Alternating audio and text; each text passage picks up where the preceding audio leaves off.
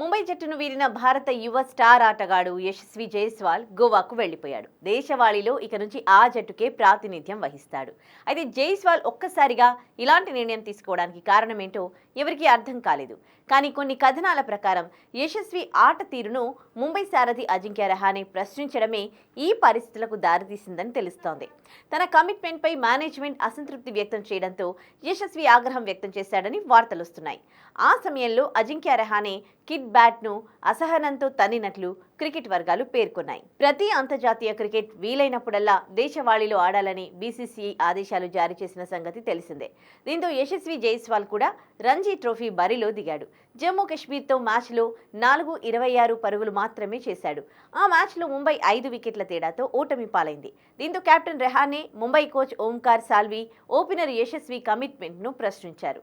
ఆ తర్వాత Mumbai chief selector Sanjay Patil ఇచ్చిన స్టేట్మెంట్ కూడా యశస్వికి కోపం తెప్పించినట్లుంది. అందరూ తనను టార్గెట్ చేసినట్లు అతడు భావించాడు. అయితే ఇదొక్కటి కాదు, 2022లోనే రెహానేతో యశస్వికి విభేదాలు తలెత్తినట్లు క్రికెట్ వర్గాలు తెలిపాయి. దులీప్ ట్రోఫీ సందర్భంగా ప్రత్యర్థి ఆటగాడు రవితేజను యశస్వి స్లెడ్జ్ చేశాడు. అప్పుడు కెప్టెన్ రెహానే వెంటనే యశస్విని మైదానం వీడి వెళ్లాలని ఆదేశించాడు.